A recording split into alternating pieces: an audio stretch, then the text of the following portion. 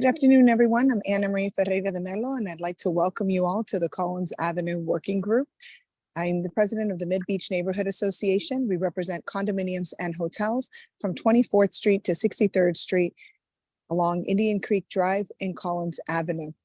Our working group chair is Alicia Casanova, also our executive board officer, and she'll be facilitating today's meeting. I just wanted to set the agenda or welcome everyone and set the agenda before we hand it off to Alicia. So I see that we have lots of special guests, and I thank you all for meeting with us. Very last moment, this meeting was scheduled. It's a special meeting to address some of the concerns with traffic along Collins Avenue, Indian Creek, and 41st Street in MidBeach. The impetus of this meeting were the two resolutions that Commissioner Fernandez has placed on tomorrow's agenda for the City Commission meeting. And so we'll be pulling those up in a moment. Welcome, Commissioner. Thank you for being with us today. Can you hear us okay? Thank you for organizing this meeting. Thank you. And I also believe that we do have representation from Senator Shervin-Jones's office. Is that correct, Marina? Hi, yes, my name's Marina, and I work with State Senator Shervin-Jones. And of course, I know that you all will be having to address issues with FDOT, so we're here to help as well. Thank you. We really appreciate your participation. We also have individuals from Florida Power and Light, FPL, with us. Christopher, if you'd like to introduce yourself and the team. Hi, good evening, everyone. My name is Christopher Ferreira. I'm the External Affairs Area Manager from Florida Power and Light for the City of Miami Beach. And with me, I also have Lennon Vargas. Lennon, do you want to unmute yourself and introduce yourself?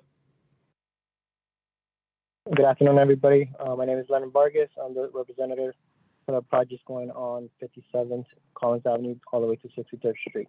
Collins. And Christopher Ferreira and Lennon Vargas met with MBNA today. We walked the site for about an hour, and we're really excited to report some updates during today's call.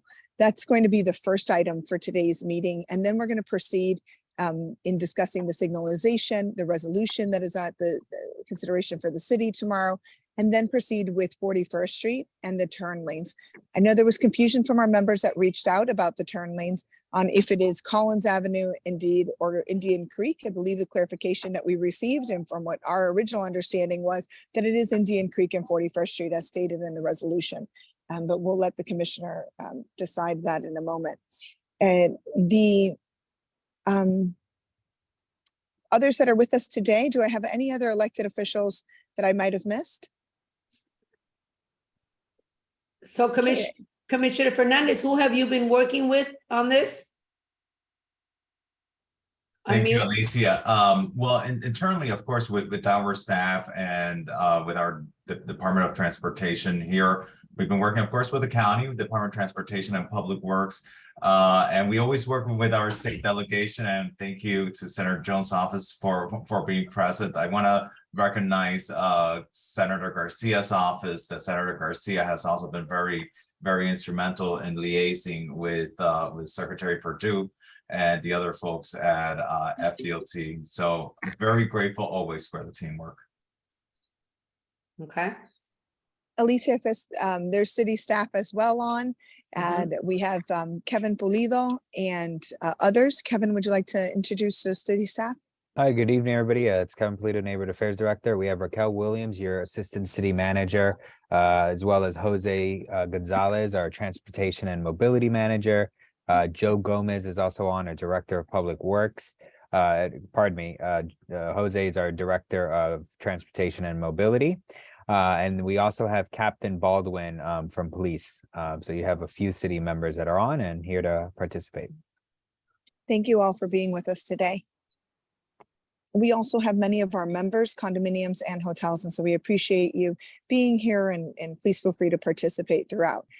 Alicia, I'd like to hand it over to you, and if possible, if we could begin with the item from 58th to 63rd. Thank you. Okay, so the reason why this meeting was scheduled yesterday is because we had a call from Commissioner Fernandez and expressing his concerns or sharing his concerns. We hear all our members, and we are all a part of the mess that's going on Collins Avenue, 41 to 63. And we need to find a solution. We need to get the facts of how much longer this is going to last.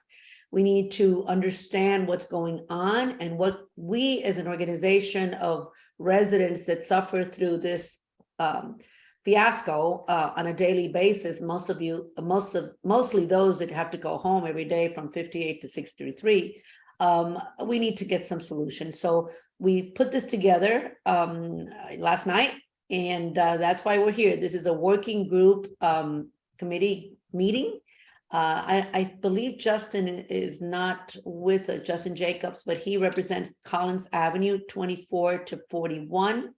And I represent Collins Avenue 41 to 63. So the MBNA has this area covered, and a lot is going on, and a lot will be going on from what I've just learned. It's not ending anytime soon, what's happening on Collins. So basically, let's get all these different entities. Anna Marie spent a long time this morning walking the area, the area meaning 57, 58.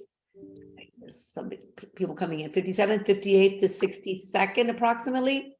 And that area is where obviously the gridlocks are taking place every day. Those that are trying to leave these buildings are workers, the employees.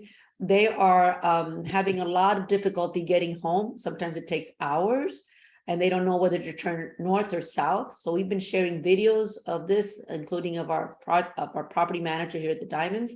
And a lot of our residents are sharing their videos and their frustrations on social media. So we hear you, and we are here to find the best solutions possible. And Marie had a great experience, and I think we spoke to Chris a little while ago, and he said that that meeting today, that walking meeting, because there's nothing better than walking the area, was very, very beneficial, and he appreciated it, and he agreed to continue communicating with us. I understand he's FPL's Kevin Pulido, kind of the representative for FPL. So I'm hoping he will speak as well soon. So I guess we can get this started. Let's get it started with Commissioner Fernandez, and then you lead the way through with FPL. Is that how you want to handle it, or up to you how we're going to run? It's your meeting. You let me know what you want first. I can present my items, or if Chris from FPL wants to go first and tell us where he's at with their project and projected. Right. And then we'll deal with your resolutions for tomorrow. I know that's why we had the meeting today as well. So maybe we start with FPL. And Marie, you're okay with that as well? To start with FPL? Sure. And I can provide a quick update from MBNA's perspective. We have been receiving many complaints, and Kevin, I guess Mr. O'Neill is not on the call. Is that correct? That's correct. Joe, our Public Works Director, is on. Oh, okay. O'Neill's part of Public Works. Mr. Gomez? Yes. Okay. Hi, Mr. Gomez. How are you? Good to see you. How are you? Good. So we had miscommunication, and this happens sometimes, unfortunately, all last week and the week before, when we were having some gridlock issues where the traffic all of a sudden for the FPL project became unbearable, and it became more hours than usual to get through. We were communicating directly with the city. And when Kevin was out of the office on Friday, that's when I communicated directly with FPL. And what was happening was that on paper, the MOT to always have 2 lanes open, in theory, works perfectly, and it looks like it might work. But what was happening was that the barricades were extended a little bit too far past the Mesa Grande, between Bath Club and Mesa Grande. And so there ended up being only 1 lane for about the last 2 blocks, which was making it gridlocked for about 4 or 5 blocks back. Yesterday, that was no longer the case. They were able to reduce those barricades after we had sent the pictures and the videos directly to FPL. And then we had the 2 lanes open, and last night it was a relief. The community felt that it was a much better situation. And so I think in theory, the MOT seemed to work, or at least what was originally proposed. And again, I'm not an engineer or a traffic specialist, so please correct me if I'm using the incorrect terms. But in general, it was a better experience last night than it was last week. And so when we went out today, our concern was the project or the small portion of the manhole that's being made at the exit of the Hilton Hotel that is going to be closed up tonight. And as they move into the entrance of the Hilton Hotel, that is way too close to the one lane that is being occupied as a staging area between 60th and 63rd. And what will happen is very similar effect to what happened last week. Even if the barricades or even if the closing of the left lane is shorter than it was last week, we're still going to get that bottleneck effect. And so our request was to have the staging from 63rd to from 60th to 63rd, because none of those materials, all of those materials can be removed and brought back into the project. There's nothing permanent, such as a well or something being dug in right now. And so if those could be relocated, and after the meeting, from our understanding, they've already met with the parking department, and Monica, the director, has already approved for some sites. We were worried that 65th might be too small, and so we had suggested to possibly work with the other contractor to use their area, or even push it up to 53rd. But it looks like that's going to be resolved. And Lennon, if I'm not mistaken, you were able to pull some magic as well, and you think that maybe even your machinery is going to be able to be moved out of that area. So we are going to have some major relief in the community between 60th and 63rd moving in the next 24 hours. Is that correct, Lennon? Yeah, so I spoke with the parking director over there, and they did secure the spots for me. I got 20 spots available for us starting tonight. So Wonderful. our crews are going to start moving later tonight at 9 o'clock and moving their equipment over there. That's wonderful. And then there's two other contractors. There's actually three projects in one. That was what we were kind of really, and I know for the community, similar to the Indian Creek project and the seawall, we don't really care how many projects there are in one. To us, it's all one. So I apologize for us. We're just like, oh, we just want this to be resolved. But there are complexities to this, and we do understand and appreciate everyone's flexibility and working through that. So that is the first project. That second project, there's going to be some major shifts from the left lane over or the west lane within the Collins Avenue corridor to the east lane or the right lane going northbound. And that's going to be to work within some manholes and the final dredging and reconfiguration that needs to happen to be able to bring this project home. We have 2 weeks to get this done before boat show, and that is truly the goal for the community. And that third piece is closer up to 58th, very close to the May. And the contractor has right now some signage that's like kind of left over in the median near the auxiliary lane and also in the middle.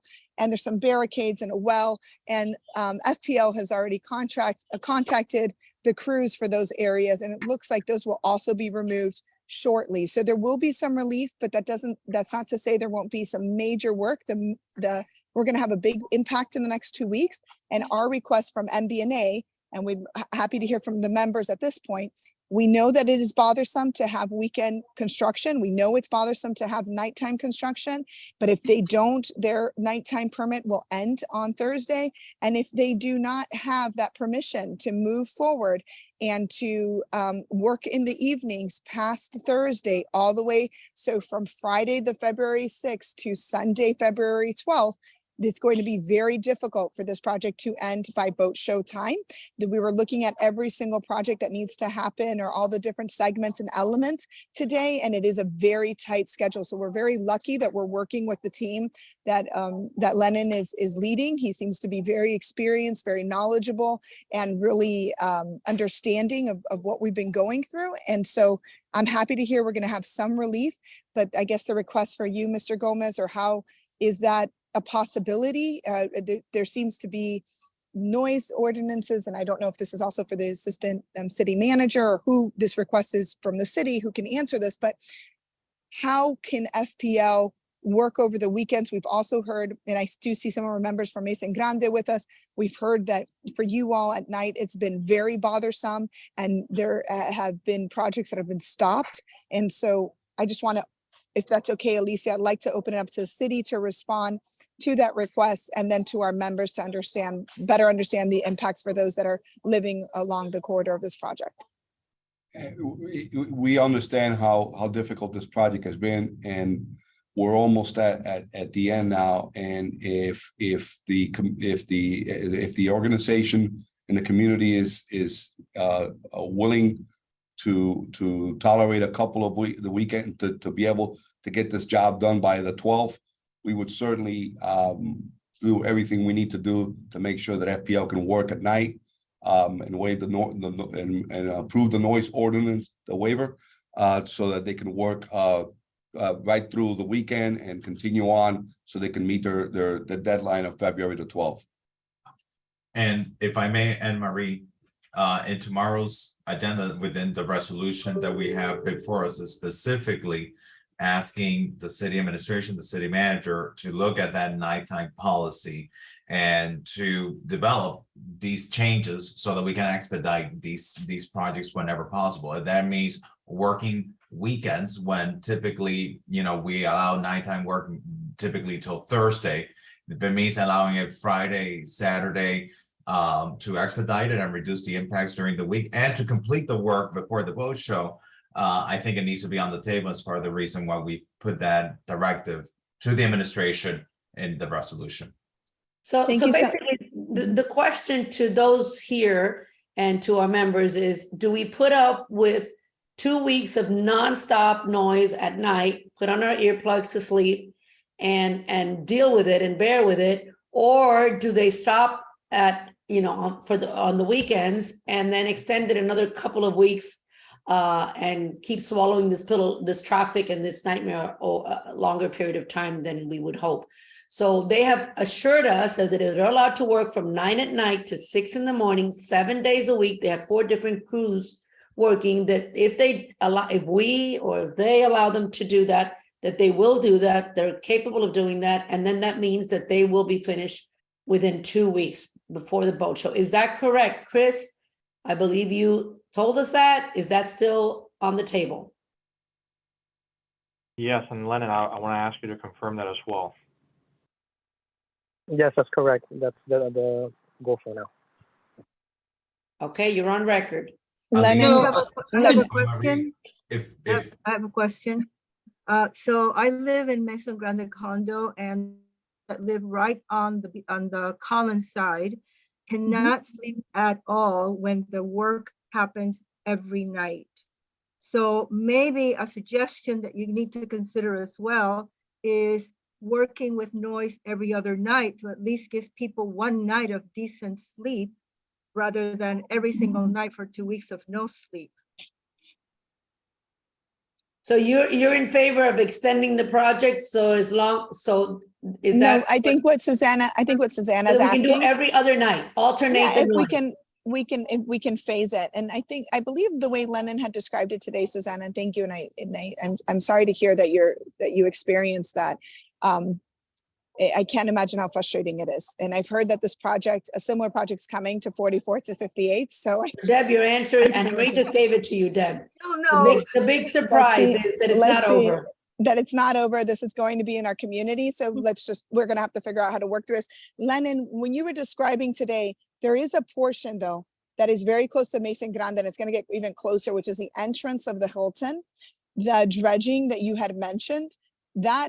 How many nights you had mentioned it's going to be through the end of this week. And then after that point, the work is going to move to the manhole a little bit north, and it's going to be north of the bath club, I believe. Is that correct? Will Mesa Grande continue to have major noise impacts after this week, or is there a way to phase it? What are your thoughts on that? So right now, yes. Yeah, you guys are between right the in bath between the two club locations.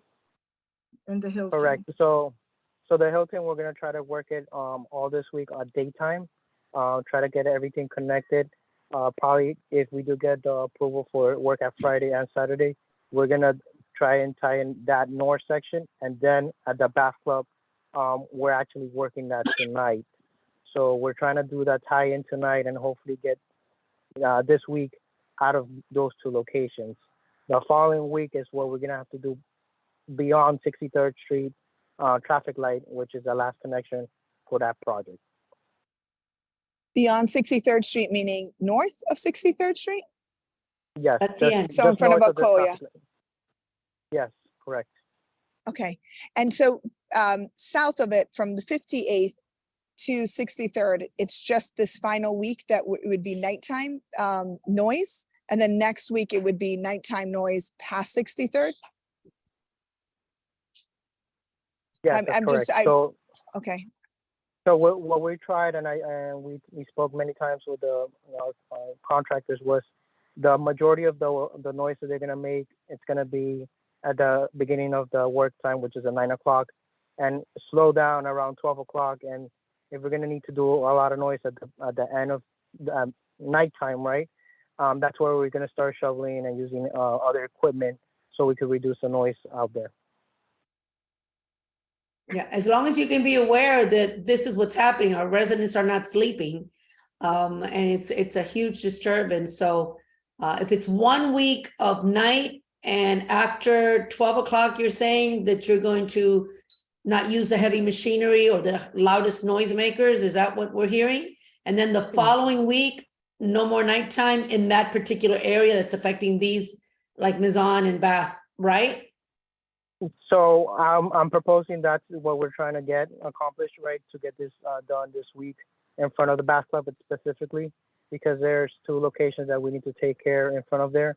And right now that's our goal, but it looks like it's gonna push a little bit into the next week. So that's why we're requesting to see if we could work at nighttime as well for the following week until the 12th.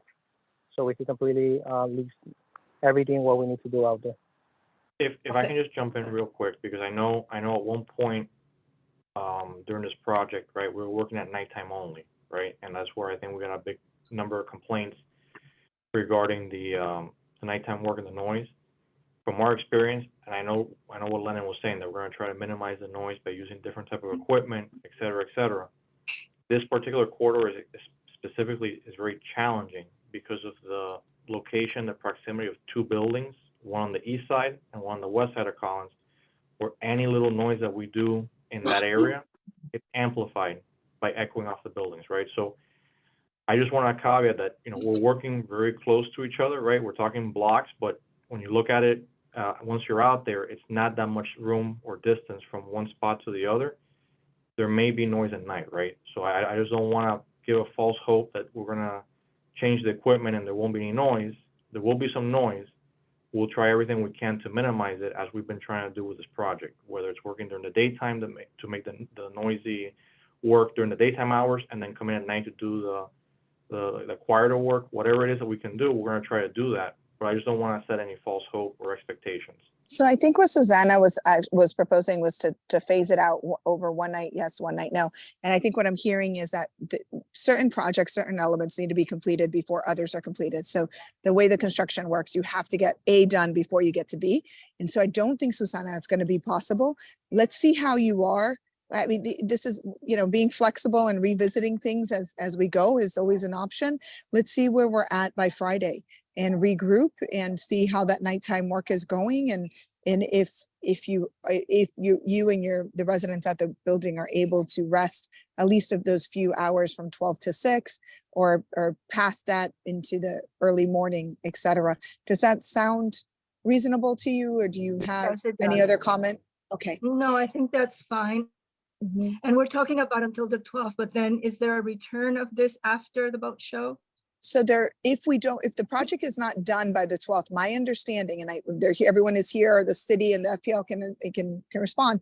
My understanding is if the project is not completed, the project needs to be completed. This is an essential project to get all of our utilities up to date. And so if it is not completed, they will come back, but that's not going to happen because they're going to be able to work through the night. They're going to be able to restage things. Things are going to be a lot better, and they're going to get everything done by the 12th because the most efficient site supervisor I've ever met was there today. And I feel very confident in FPL and in the city's collaboration and willingness to make things as easy as possible with the leadership of Commissioner Fernandez, that the noise ordinances will be waived and they'll be able to receive the accommodations they need to be able to move this through the 12th. There is another phase that we have a long corridor. And so the next phase is the 44th to 60th to 58th. And that's going to be coming probably after spring break or after some of our high impact weekends. We're going to have to revisit that here in MidBeach. So we need to be open and need to understand that these projects will happen again, and we'll have our lessons learned from this time around, and hopefully we'll have a better experience next time. And Marie, If I can just, I need just clarification. So Chris, from FPL. If the city goes ahead and gives FPL this authority on the weekends to work at night, what is the date for completion? So if we get weekend daytime hours and nighttime through the 12th, we will be completed by the 12th or sooner. Now, But Anne-Marie, you what need I- daytime and nighttime. 7 Yeah. days. So daytime would be one lane during the day, which is closed 24/7 anyway. And then nighttime work would be 2-lane closure after 9 p.m. So we're And- getting back our 2 lanes of traffic because that's a priority for us. So we And get back the 2 lanes of traffic any way By the you need to 12th. do it. I don't care how, none of us care how you do it. You just give so us the 2 two- lanes of traffic. Like the By February MOT was 12th. supposed to be, like it was supposed to be done according to the MOT. And that is So till 9 o'clock. At 9 o'clock, you leave 1 lane open till 6 in the morning. Is that correct? That's correct. The 2 lanes being open during the daytime, you should see some relief immediately within the next day or two, as Lennon was able to secure the parking spots at 65th Street, and he's talked to our contractors to begin moving some of those supplies and equipment tonight. So we're working on that as we speak right now. Okay, so the agreement is very clear to us, I think, and the city now has to give authority for the noise to waive the noise ordinance, correct? So that can be done at tomorrow's commission meeting. Joe, do you need commission action to waive the noise ordinance?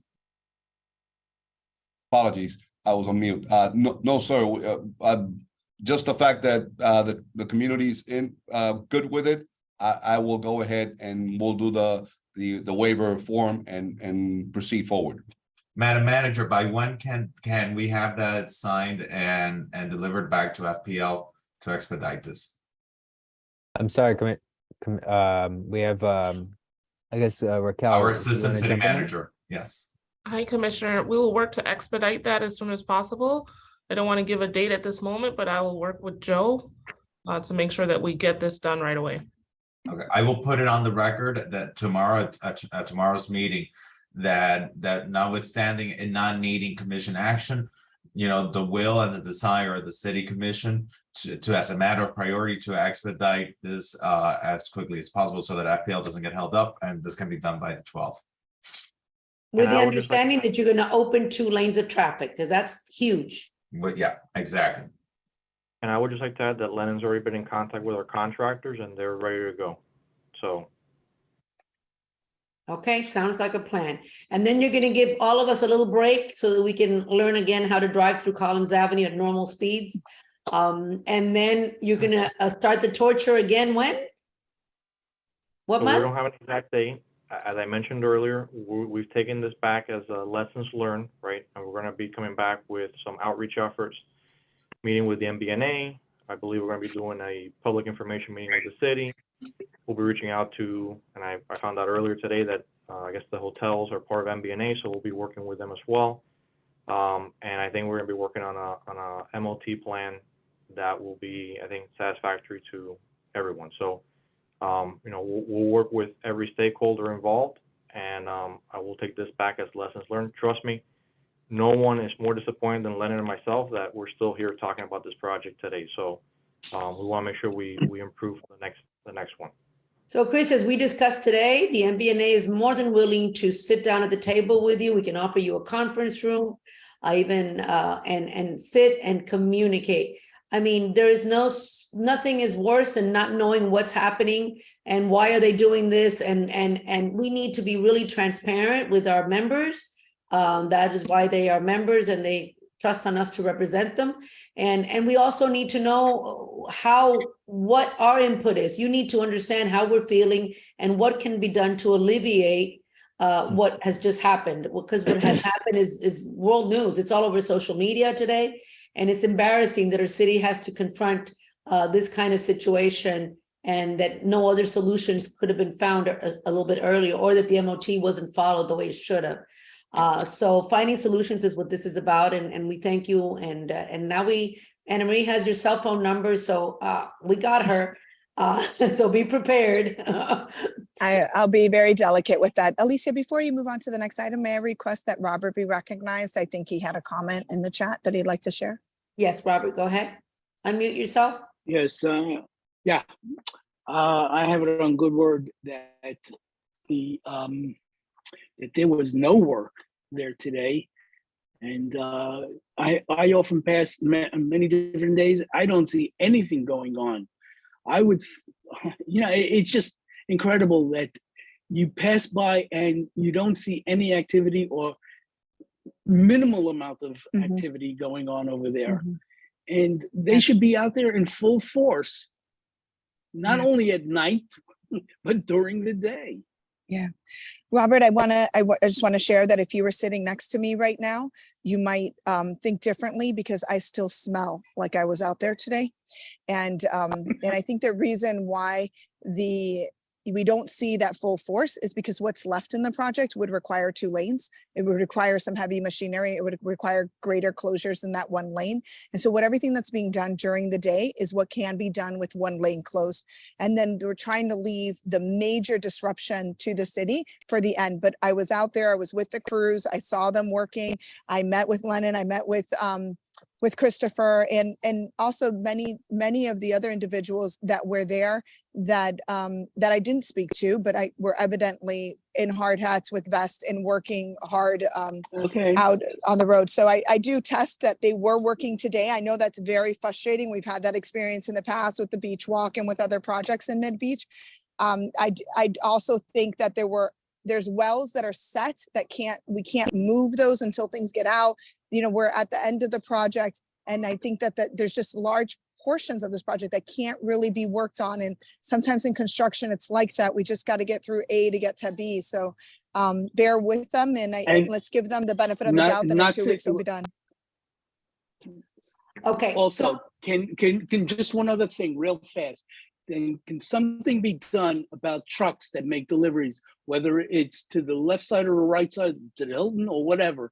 These trucks that they don't pull off onto the sidewalk itself. They stick out into the streets and they block traffic. Can something be done about the traffic during the day? Robert, I want to say that I was out there today with Anna Marie and Lennon, and I myself was enforcing that with a delivery that was taking place. And I know we had conversations with the city, and I know there was some conversations with the police department, and I think the officer that's out there is going to be assisting with that for us. Because I know I was out there myself. I walked up, there was a delivery taking place, and I spoke with the driver, and I had him move the truck out of the way. And through the city, we've our parking department, we've hired through the parking department for the parking department, off-duty police to help with the enforcement of this type of issue, trucks doing deliveries, blocking traffic. And the reason why we're doing with police instead of parking is that with parking, they don't get points on their license. So it's really just a cost of doing business for some of these trucks. Involving police, now we can ticket them with tickets that really are a true penalty because now it's assessing points against their license. So we're aware of it, we're working on it, and we're taking it seriously. So thank you, Robert, for bringing that to attention. US Mail the other day, I took a picture of US Mail the other day. They were 50 yards behind the police patrol. Nobody got out. No one said anything to them. I stood there for 45 minutes in traffic, took many videos and pictures, sent it over, and I didn't see anyone respond. I've called, and Captain Baldwin, I know you're with us and on this call today, but I've called 911 numerous times because of signalization, because of 50th Street when it wasn't working. There were accidents happening in front of me. There were people that were risking their lives and cars just simply because we didn't put up cones.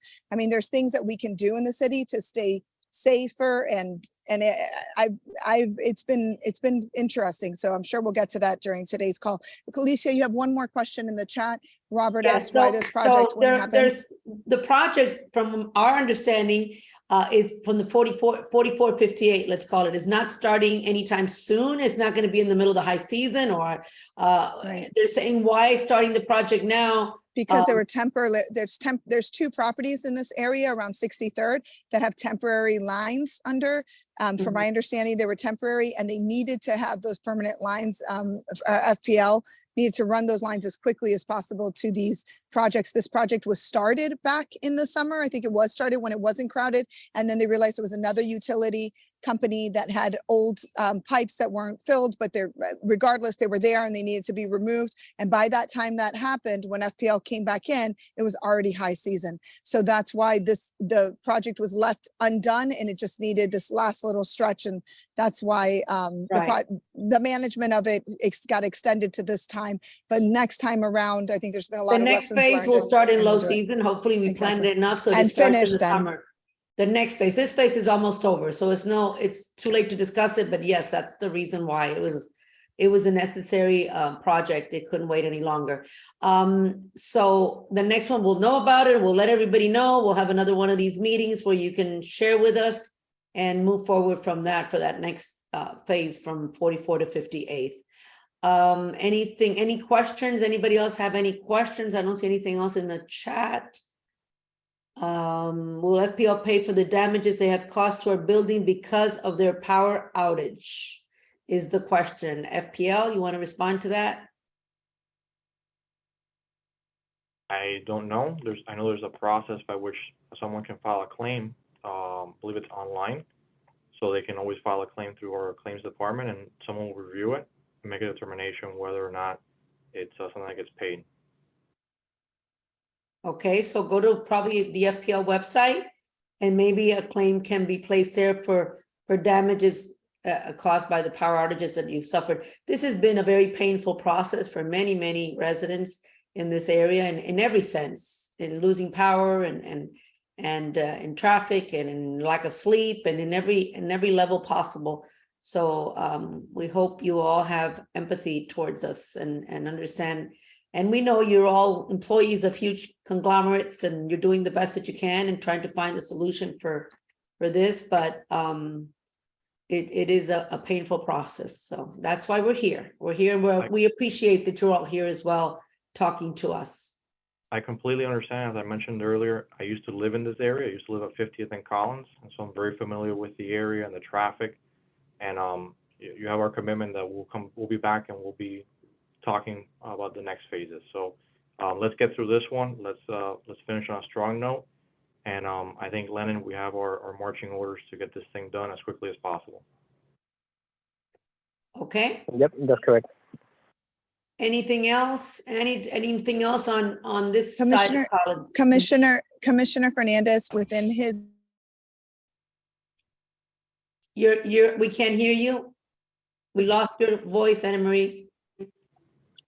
Anna Marie, you're breaking up. We can't hear you. She's not hearing us.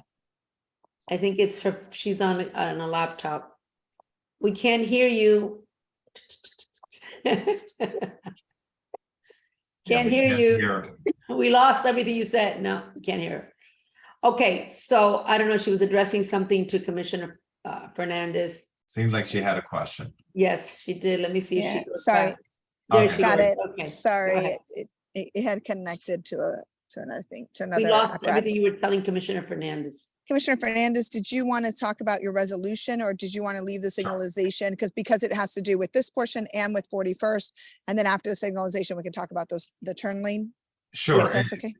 Absolutely. And again, a lot of this is coordination with our partners and our fellow jurisdictions, because we don't control the lights, but what we can do is ask and urge and continue urging and continue asking the county to do an expedited review of the synchronization of our traffic lights. And I think anyone who's been on Collins Avenue, who's been on 41st Street, or some of our other major corridors like 5th or 63rd Street, can attest and can understand that it just doesn't feel like it's synchronized. And I know our county leaders are on top of this. I know Commissioner Eileen Higgins is finally in tune and aware of this. I think also Commissioner Steinberg is aware of this.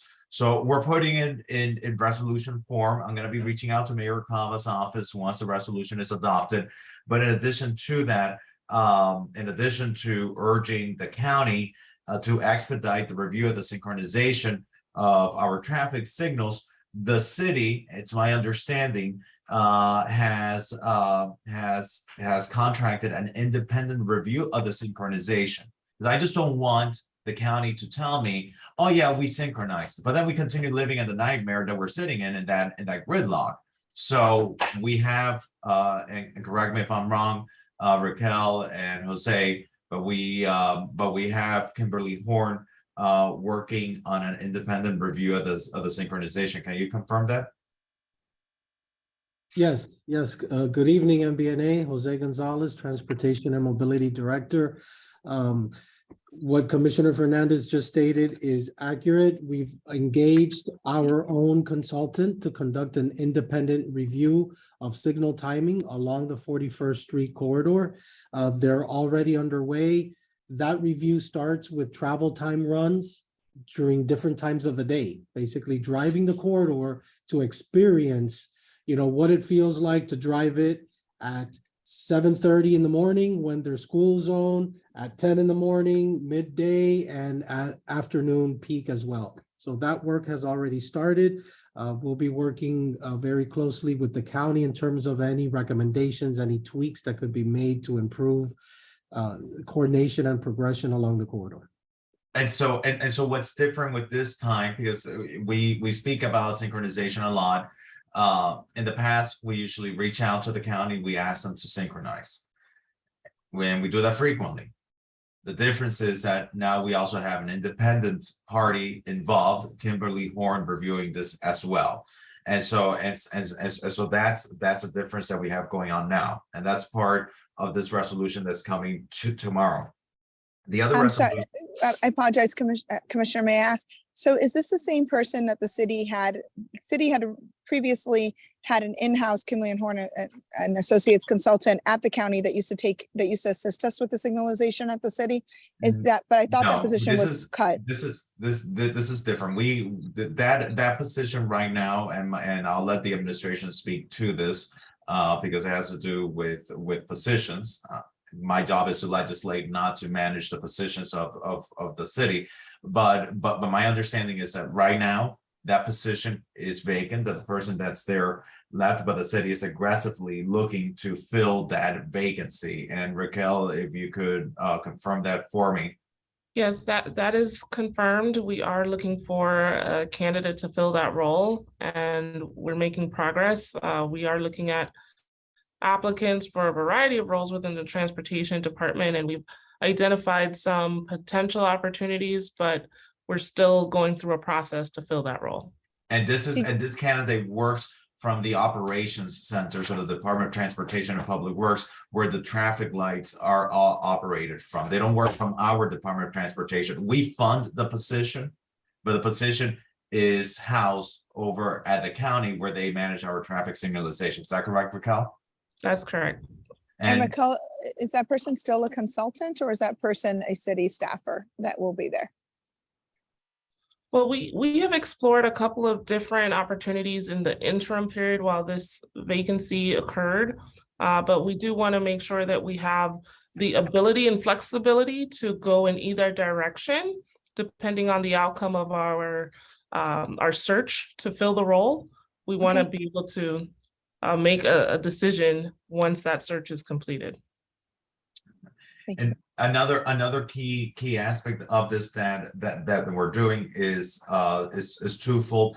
We've added and as part here of the resolution, additional law enforcement officers to 41st Street during peak traffic hours, and I think Captain Baldwin could speak to that. But in addition to that, I'm directing the administration to look at prioritizing the hiring of seasonal traffic control officers as part of our budget for the next fiscal year to assist with the flow of traffic.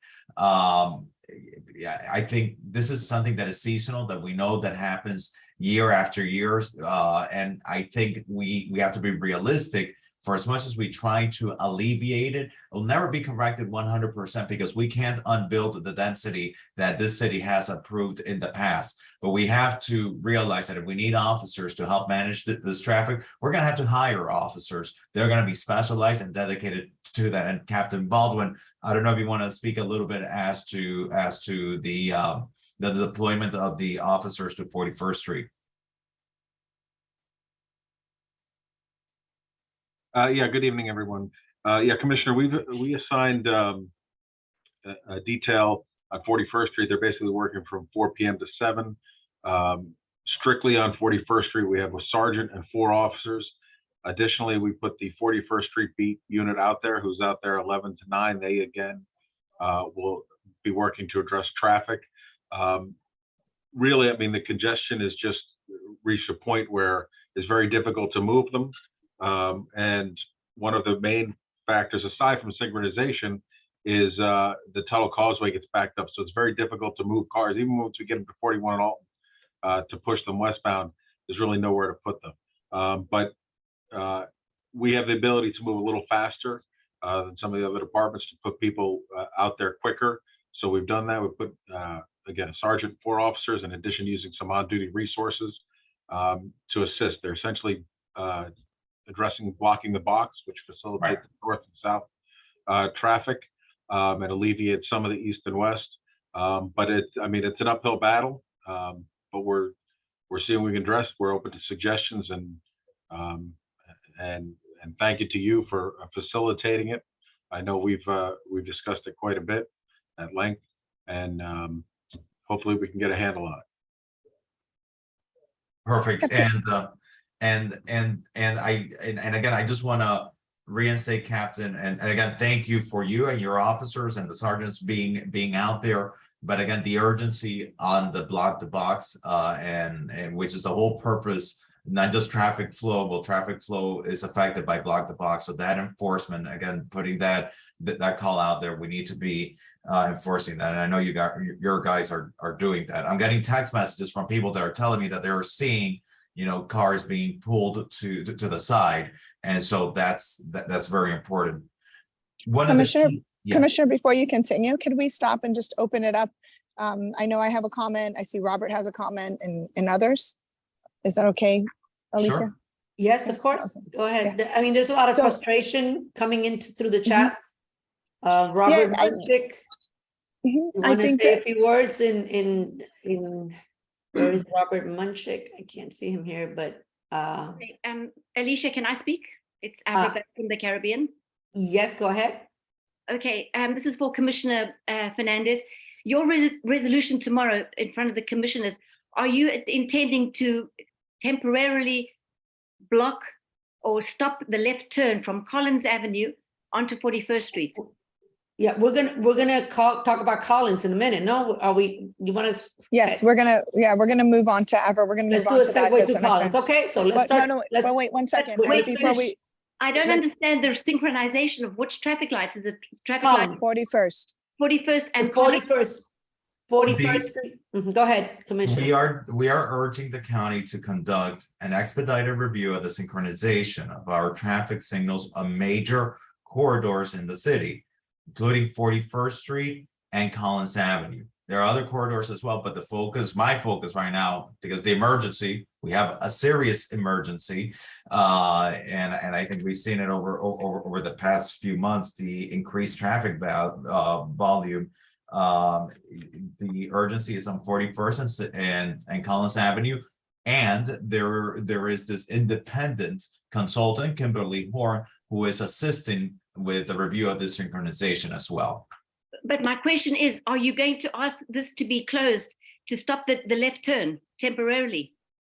We are working on asking the state of Florida. The state of Florida has to approve it. I haven't gotten there yet because I was interrupted and I was asked to open this to the floor. But if Alicia, can I continue? Yeah, I guess you wanted to go through the no, I think we should. May we please go back to police before we go on to that? Yes, because I think there was a comment. There's a comment here that is worth noting before we move on to Ava's question, which of course we're going to address.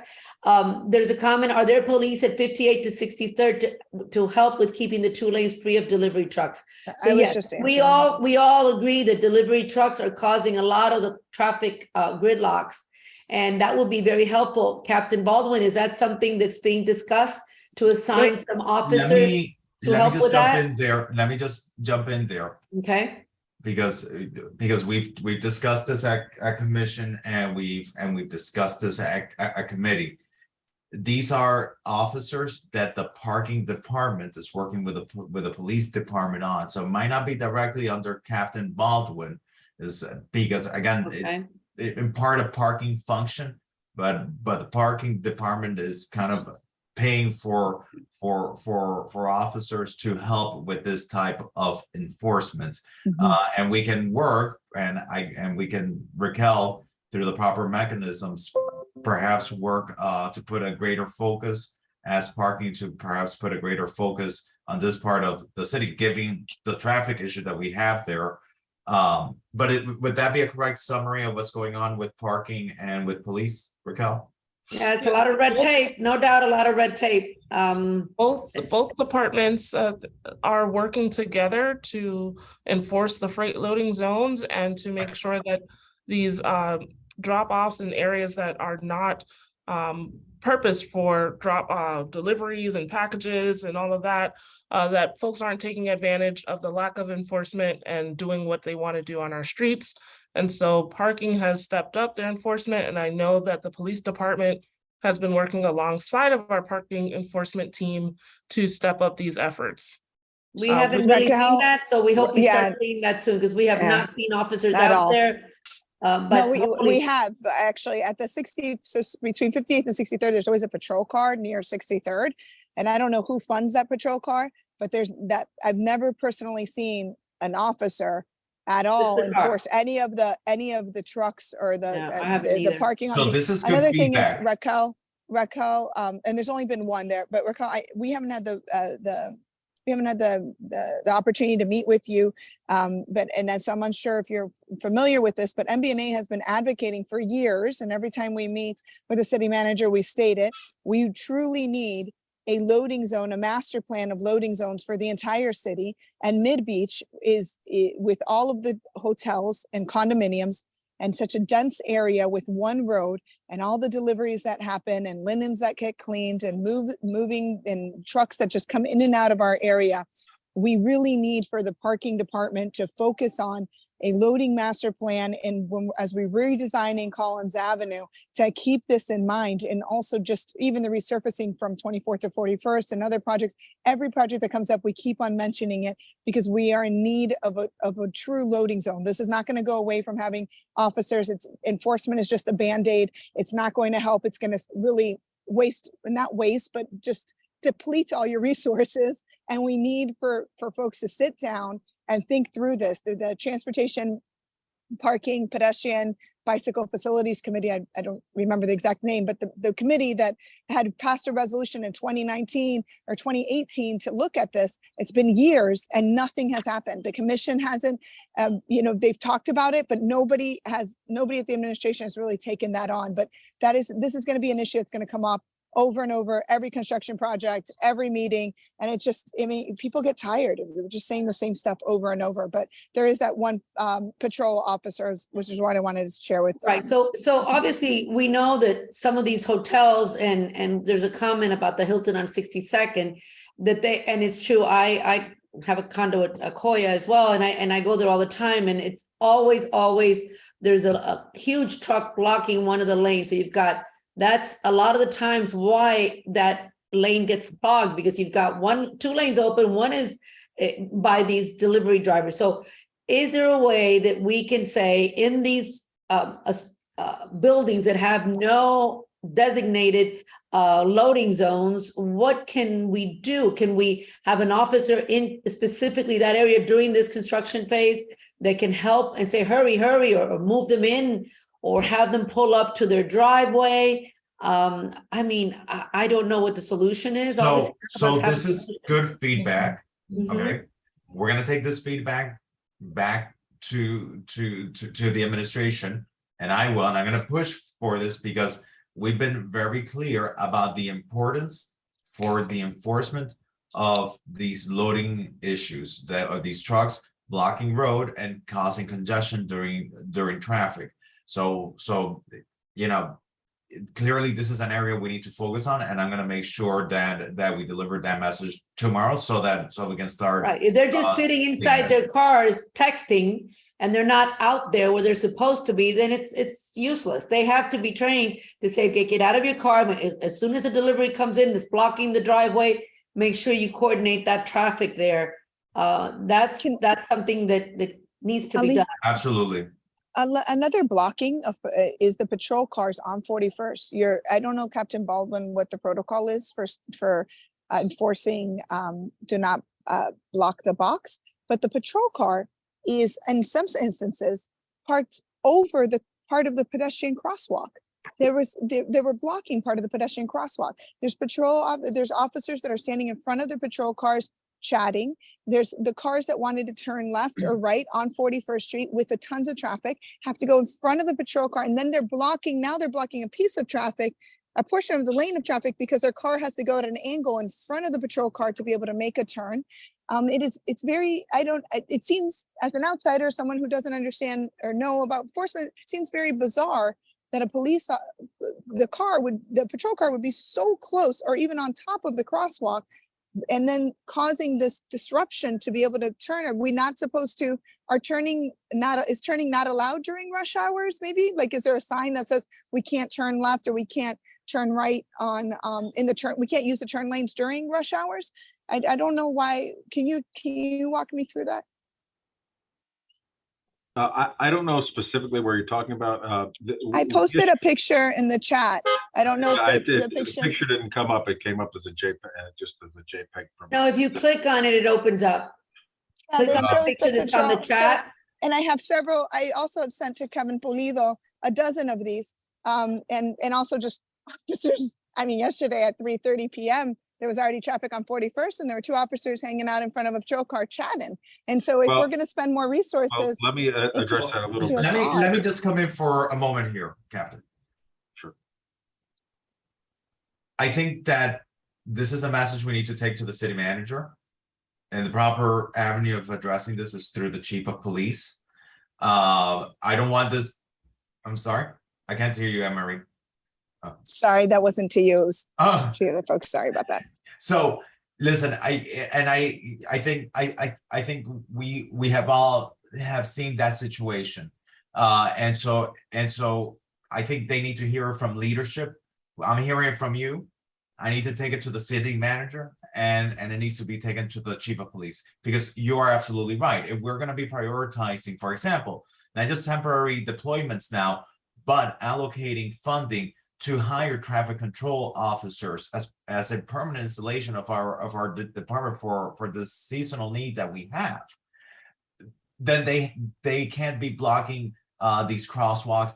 They can't be laying against their cars, and the proper protocols and the proper supervision has to be there for it.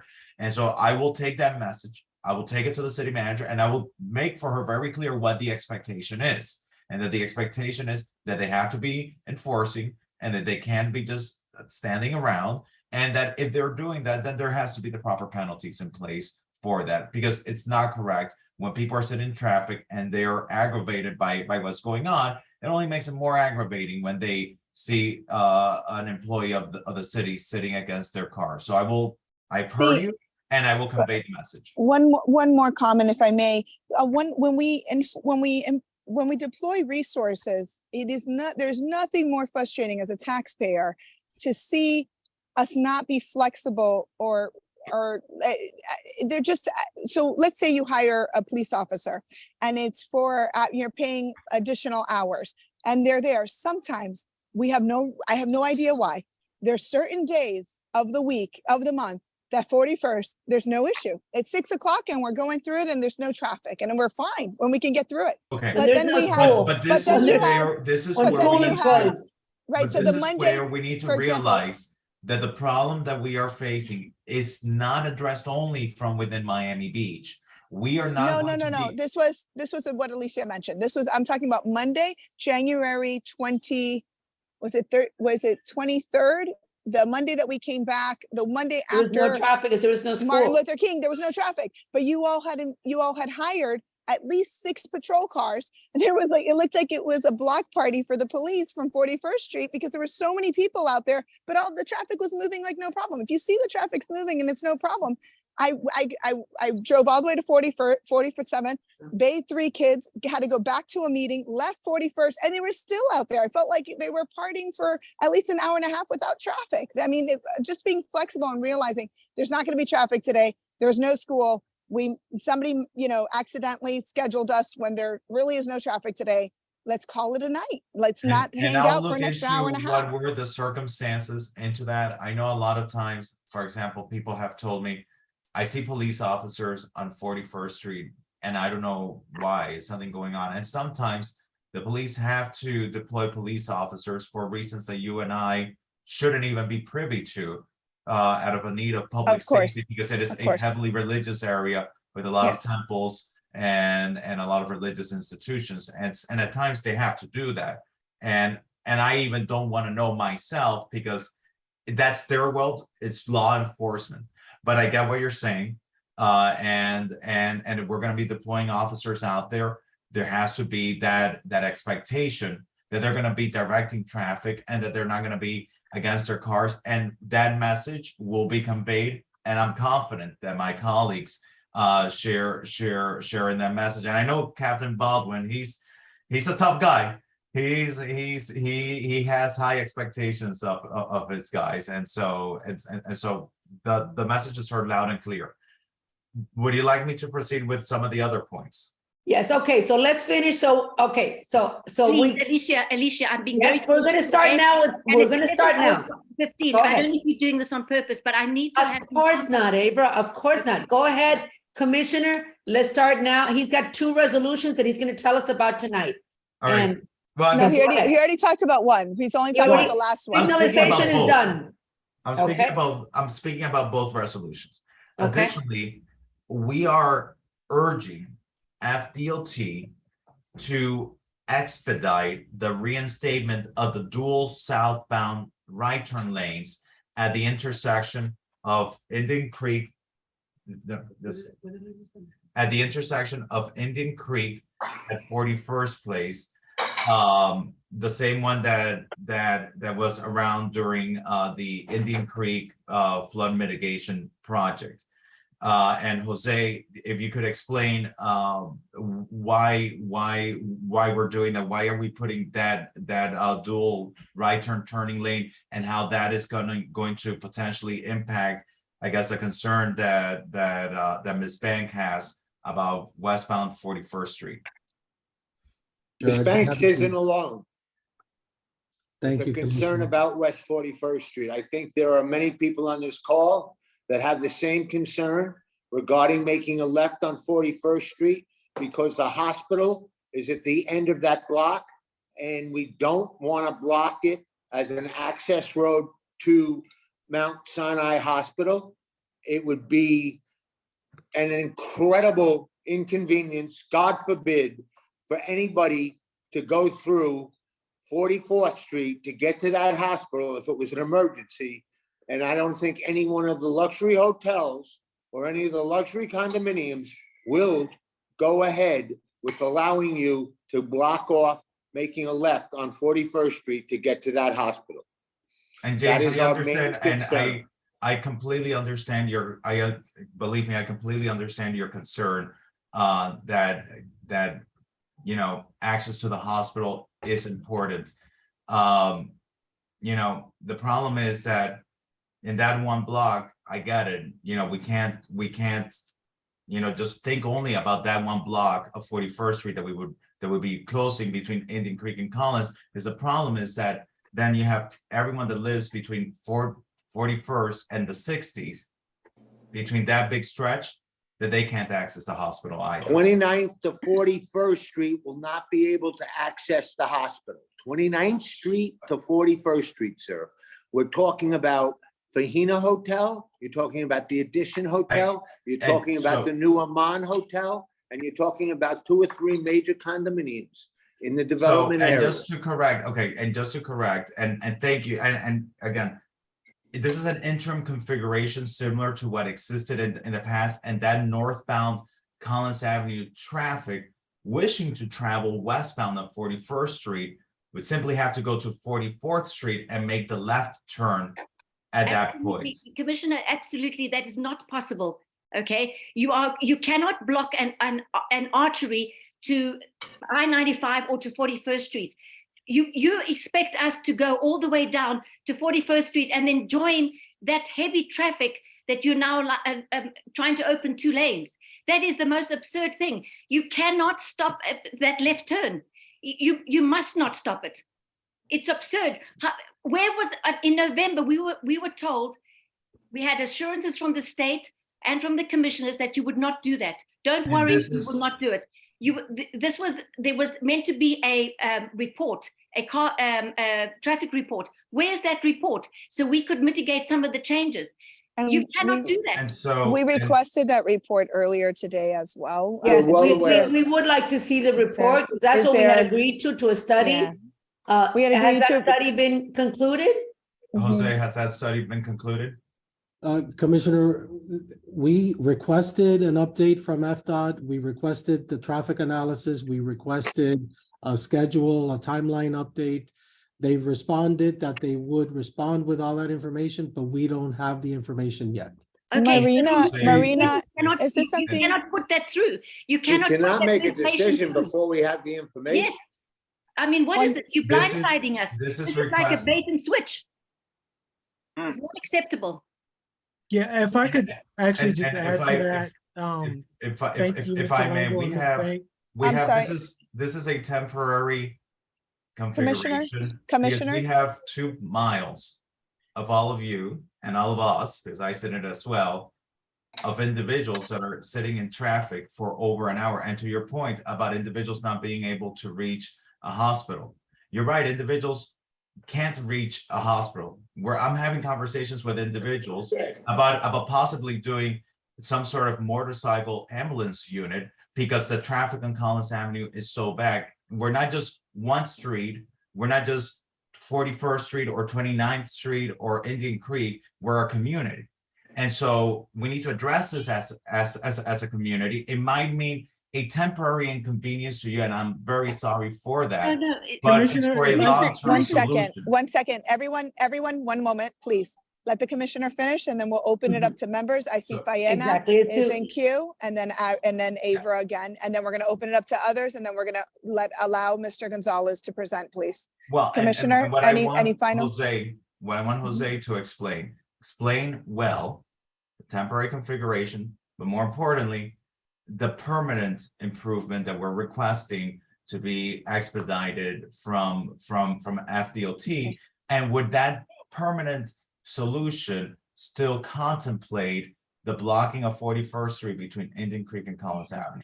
Is that gonna be permanent, or is it just temporary? It would just be temporary. The permanent solution would allow 2-way traffic on 41st Street between Collins and Indian Creek, the permanent solution.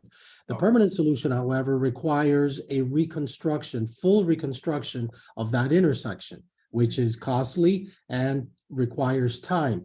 That is a project in and of itself.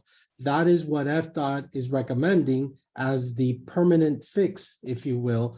We call it the long-term project because FDOT, according to the latest schedule that we do have from late last year, construction would begin in 2024 and end by March of 2025. So that's what we consider the long-term permanent project. That would But allow. we are 2%.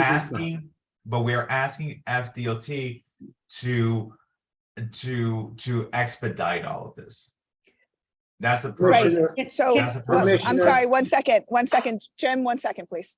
Jose, if you can hold the rest of your report, because we want to hear from the members, and then we're going to go back to you, and then we're going to open it up. And before we go to the members, I just want to ask Marina, are you still with us? I see you're there, but I'm not sure. if you've Hi, been yes, able to- I'm here. Great. So I know that this is directly related to FDOT. We're speaking about a state agency. And so and we don't have a report that we've been waiting on. We're making requests. And so I just wanted to make sure that you were there and able to listen. And if you wanted to chime in, please feel free to do so. Right now, we're going to go to the members, and we're going to go back to Mr. Gonzalez, and then we'll come to you. Okay, I have a question. So, Jose, so has it already been determined that the only way that the 2 lanes of southbound traffic from Collins North can be opened is if they close these 2 lanes from northbound traffic on Collins? Is that what I'm hearing? But yet there is no Can we- study done Can you Is- make a note of that question, Mr. Gonzalez? And we're gonna go and have everybody else So, ask their questions and then we yeah. can answer them all at once. I'm So- curious if Okay. if that study already decided that that's the only way to do it, or are there any possibilities Yeah. that we don't close the 41st westbound from And- Collins? Okay, and then my question to you, Mr. Gonzalez, is in the study that FDOT is proposing, it sounds like you've already had a preview of a draft of it. Have they fully analyzed the impacts to properties between 24th and 41st? And if so, what analysis has been conducted? How did they determine what the negative impacts are and how will they mitigate those negative impacts? That's my question. I'm going to open it now to Fayena. I see we have a member here representing them and he had a question.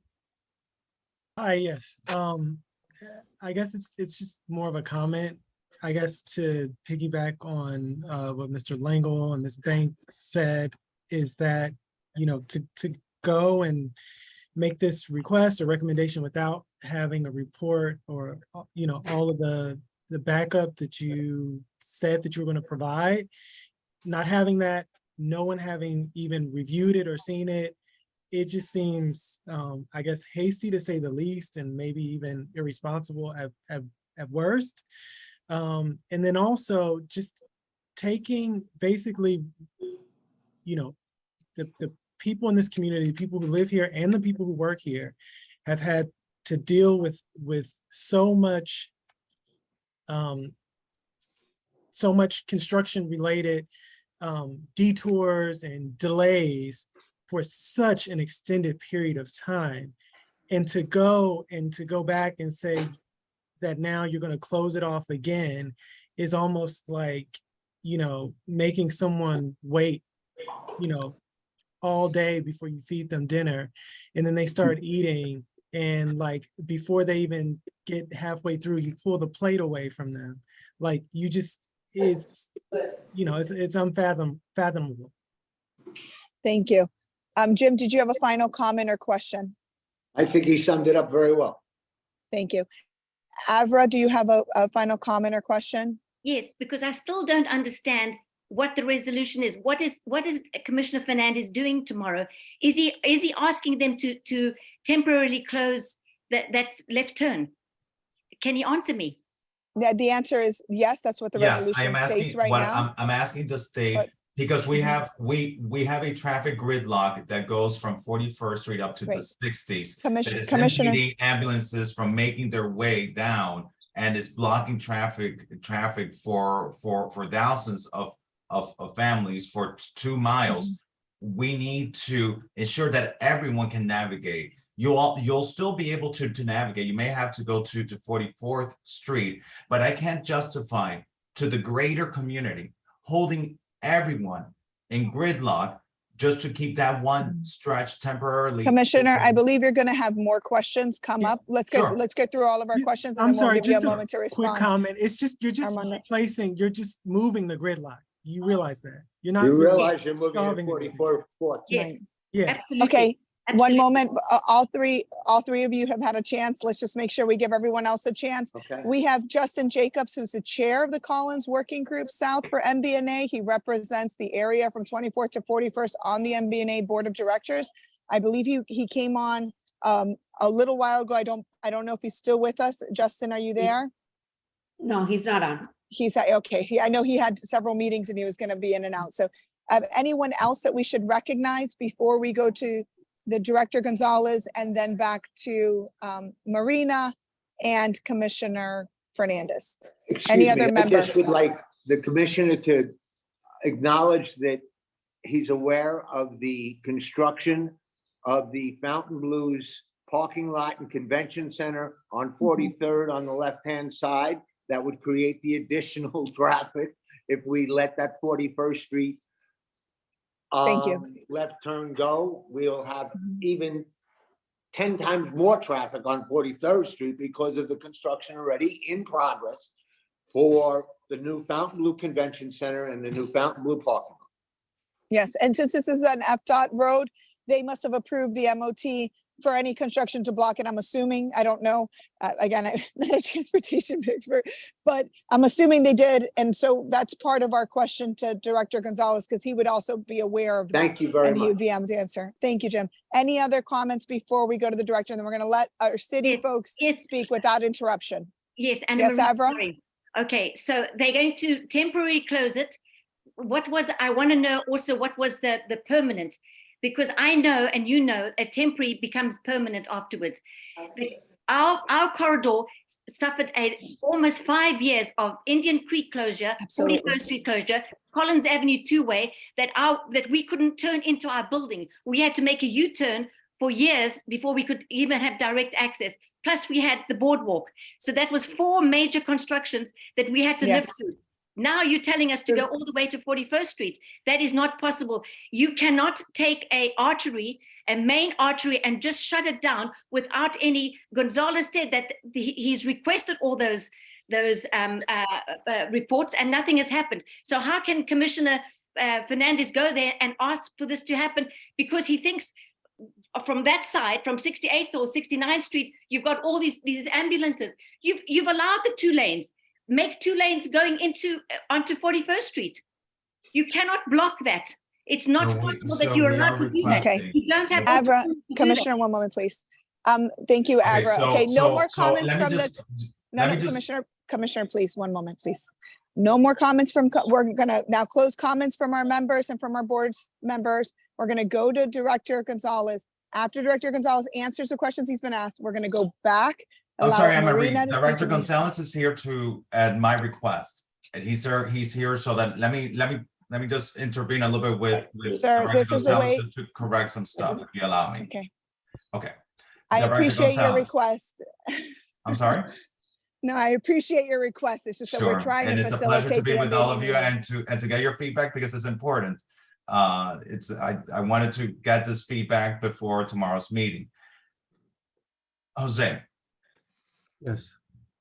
okay.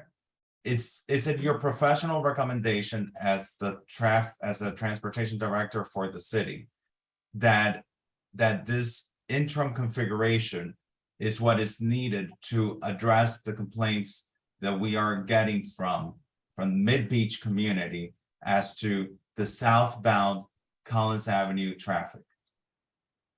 Yes, yes, the dual southbound right turn lanes, even as an interim configuration, would move more cars through that intersection. It would allow more there, and there's higher volumes southbound on Collins Avenue. I'm sorry, southbound on Indian Creek, making the right turn to go west on 41st. That's a higher volume than the northbound Collins Avenue, making the left on West 41st Street. What are the potential adverse impacts associated with the westbound 41st traffic? Are we creating a bigger situation? What is your professional guidance on this? Given the feedback we're getting, do you have a concern with the closure of 41st between Indian Creek and Collins?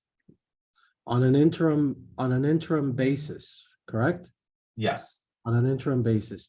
So that was the configuration that was in place for about 2 years as part of the Indian Creek Drive flood mitigation project. And it worked well. It actually worked well in terms of getting traffic through that intersection.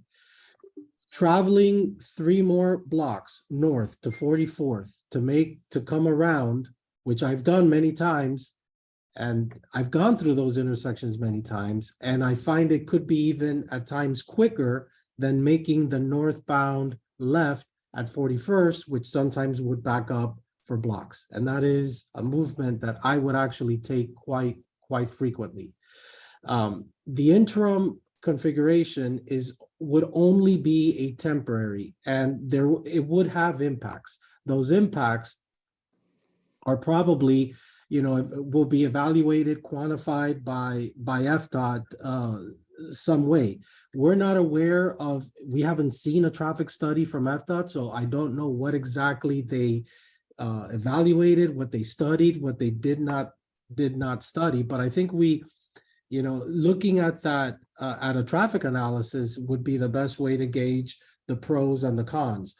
Anecdotally, though, the interim worked for 2 years, and that was the reason why the city requested that FDOT allow us to reinstate it. It was there by FDOT permit. Okay. FDOT had approved And it. so, and now when, because this is FDOT study, this is not our decision. This is not the city's decision or the county's decision. It's the state's decision.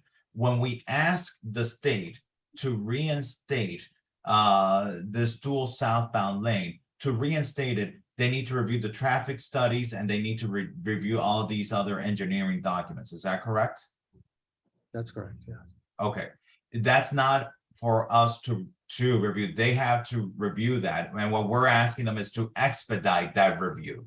We're not telling them, don't look at the traffic study, don't consider the traffic study or traffic impacts. What we're asking them is, please expedite this because this community is in trouble. There are people sitting in traffic for very extended periods of time, and we need a temporary solution. And so we're asking them to expedite that review. Is that correct? That's correct. Okay.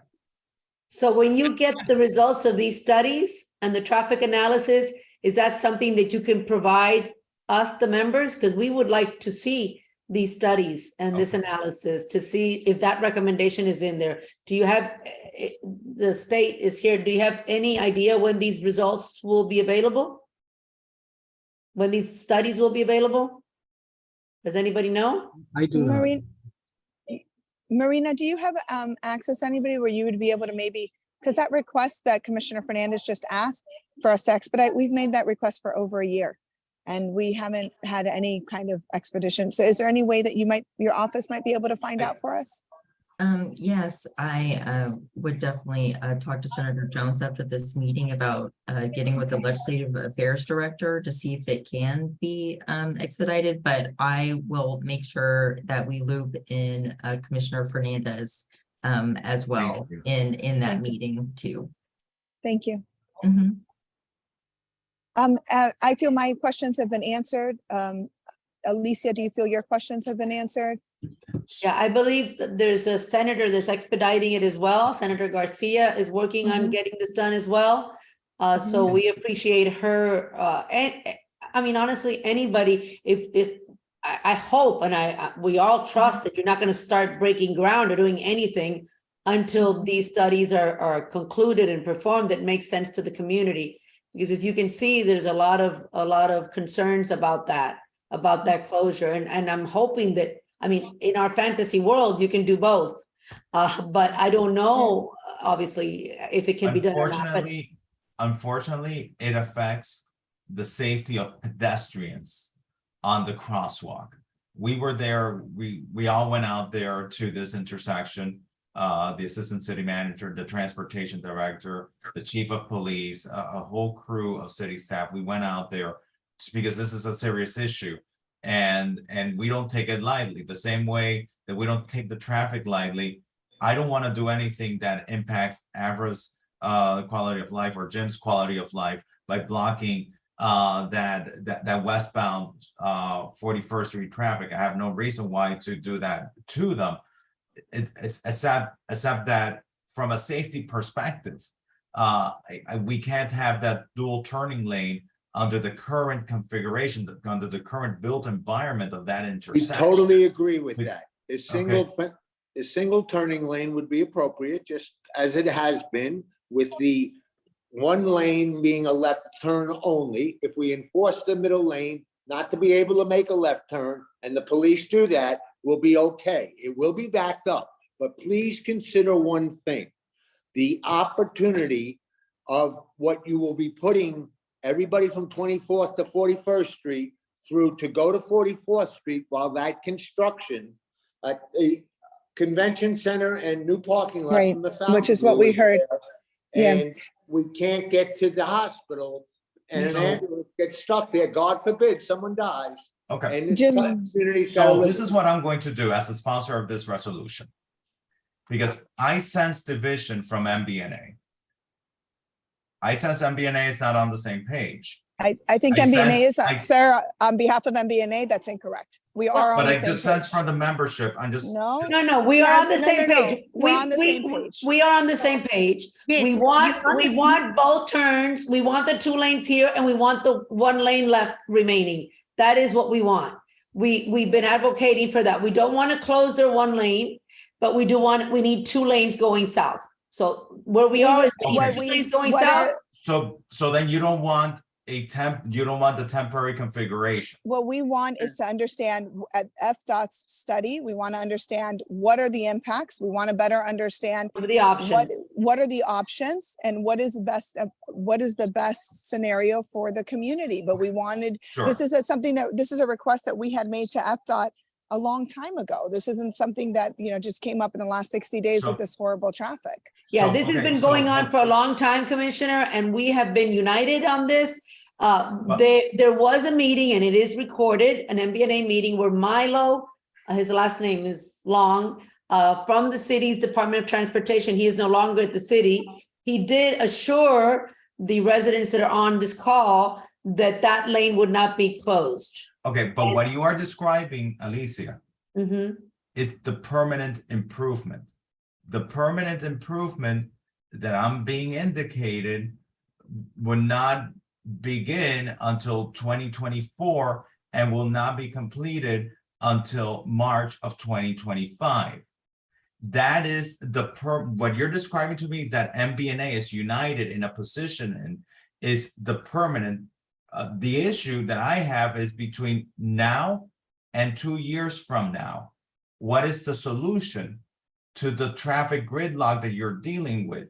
And what my professional staff in transportation has recommended to me when we were out there is that the temporary solution is this dual turning lane using the current built environment that's there. But however, because we have that island there and all that, that westbound lane is going to be interrupted. So when I say I don't sense that we're all on the same page on something, it has to do with the temporary solution. I sense there's Does some that people island, that does want a that island temporary have to solution. remain? Does that island have to remain? Why does it need to be part of the permanent solution only? Because People pedestrians walk are across. the first priority, right? They're the highest hierarchy for us. Pedestrian. 2 years Yeah. is not, 2 years is not temporary. Please, I am imploring you, Commissioner Fernandez, do not put this resolution in, please. You cannot do this to us. You did it. It was happened before, and we had to live through it. But they didn't tell us, oh, this would be catastrophic for us. It will be catastrophic for Amman, for Faina. You've got very, very expensive hotels that bring a lot of money into Miami Beach. Don't do this to them and all these condominiums. Why would you do that? Why would you cut an artery? Mr. Gonzalez made that study because we had to live through it, but it was unbearable that we lived through that. Don't you understand? We had to live through that. I couldn't turn into my building. I couldn't, when I took my husband to the hospital, it was a tremendous impact on me. I didn't know which way to So turn. my question is this: what will be the will, Alicia and Emery? Is the will of this working group that we do not proceed with a temporary solution? Before you answer that, can I just ask a question that may indicate your answer? Yes. So, Commissioner, when you went to your group that gave you the recommendation, did you ever ask them how you can accomplish having the dual lanes without closing Yes, that intersection? And they I said it did. was impossible? I stood there with them, with the police chief, with motor units that would be responsible of safety of the area, and it was determined that it would be impossible because of the safety of pedestrians. That is correct.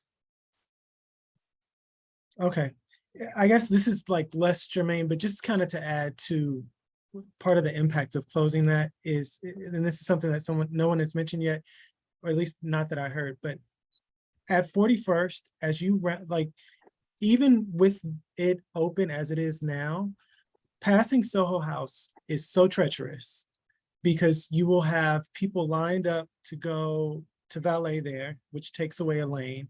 And then as you have people crossing over to either travel north or people who are in the far right lane who need to go south, and then you also have buses coming through that intersection as well. It's very dangerous. It's probably something that should be addressed as well, but forcing everyone to go back up there and not having the option to make the left on 41st is, it's not good. Well, I have to believe that there's another solution. Jose, there's nothing, everything has been studied, and the study from the FDOT, we know this is FDOT as well. So that result is in, and there is no other possibility, no other alternative. We've got. I would ask Jose one question, ma'am. Ask Jose if they considered the construction of the Fontainebleau's convention area and the Soho House's lane that was just brought up, which we're all aware of, before they made this decision. I think that they're using a situation that occurred 2 years ago while we closed Collins Avenue to make the 2 left lanes. That situation doesn't exist anymore because we now have a new construction project on 43rd Street that is humongous. That's going to be bigger than anything we can dream of. And if we pass up the left on 41st Street to get to the hospital, you're never going to get there. I'm telling you, God forbid, guys, you get a patient in an ambulance going to the hospital, he's not going to make it. Jose, did you want to answer that? Can you tell us how you considered Soho House and the construction from the Fontainebleau? Anna Marie, when you say consider, do you mean formally consider as part of a study and an No, not formally. And I appreciate you making the comment about the analysis from FDOT and answering my question earlier. But no, I mean in the suggestion to leadership, to the commissioner, for this temporary two-lane turn, have you considered how did you consider the construction for the Fontainebleau and the work of the Soho House?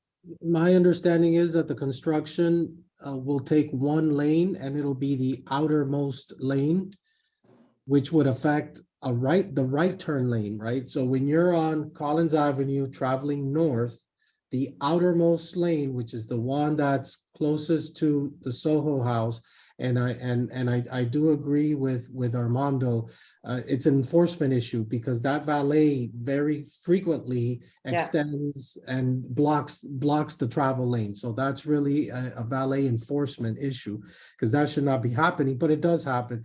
But that would be, my understanding is that is the lane that would be used by the construction.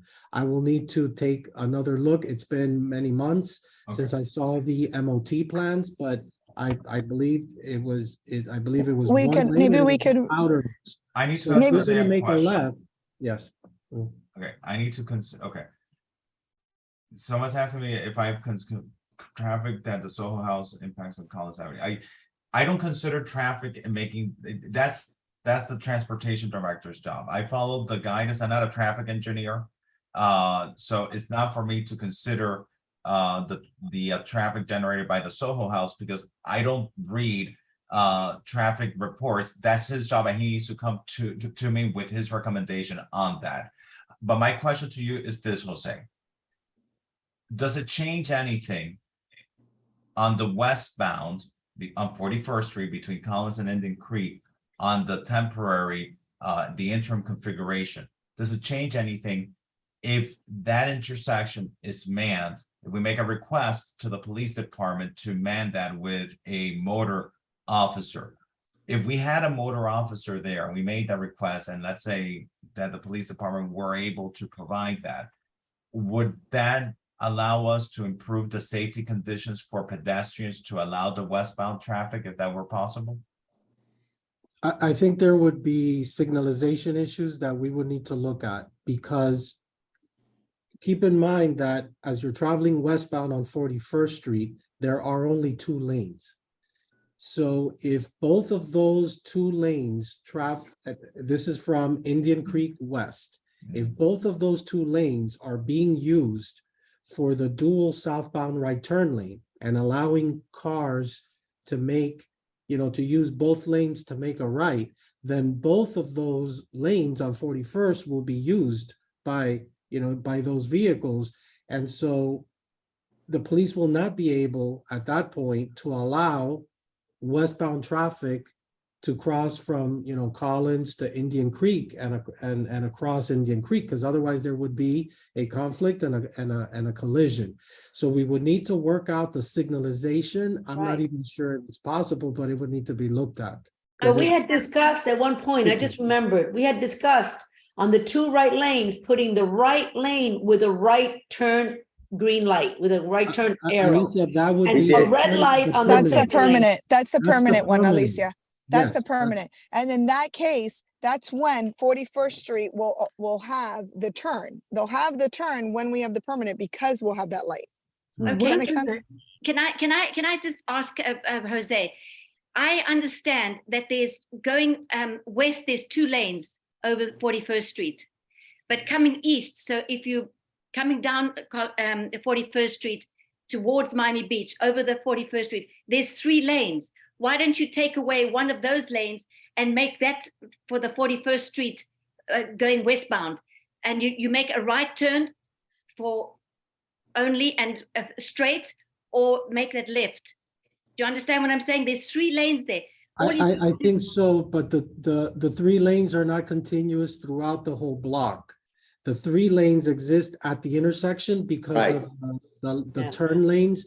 But if as you get closer to Collins Avenue, and let me check Google Earth, but I believe it's only two lanes, one eastbound and one westbound. But let me confirm. Please confirm, because I think I looked at Google Maps myself today. Also, the construction for the Fontainebleau, if they're using the outer lane, the construction is on the inner lane. How are they going to get those big cement blocks across the road? So again, I would need to take a look at their maintenance of traffic plan to see what was approved. Okay. Yeah, it looks like if I understand what Ava said it correctly, the lanes at that intersection, there are three lanes. There's one that is southbound that's separated by an island, and then there's two, one that goes north and one that goes east. So I think what you're saying, and correct me if I'm wrong, is taking the one that is north turning only, and making that a third lane to for people to be able to turn west. Yes. And then the other lane can be either turning north or going straight through 41st. Yeah. Correct. Yeah, I mean, I'm not also a traffic specialist or anything, but I think that is absolutely reasonable. And then also, I had a recommendation, but I think her recommendation is better. But my recommendation was even for the southbound 2 lanes, for one of the lanes, posting a sign that says no turn on red, with that, that might help. The one set of cars can continue to go, but on the other set, they can only turn when the light is green. Under an interim configuration? Interim. Yes. You would need a new traffic light there, because keep in mind, the way that the one lane is operating today, it's free flow. It's free flow. As you're going south on that right turn lane, you don't need to stop. Unless there's a pedestrian crossing, but you don't need to stop. So it's free flow. Once you have 2 lanes in an interim configuration, how would you can't tell the second lane make a right only on red, because there is no red light, so to speak. There is no signal for that right turn movement. It's currently just go at all times, free flow. I'm actually talking about the other lane. Which one? I guess the one that's furthest east. But it would be a right turn lane? Yes. Yes. How would how would you tell the drivers that they have to stop on red if there's no red light for that right turn movement? Just a sign. But anyway, I think actually Ava's idea makes sense to me.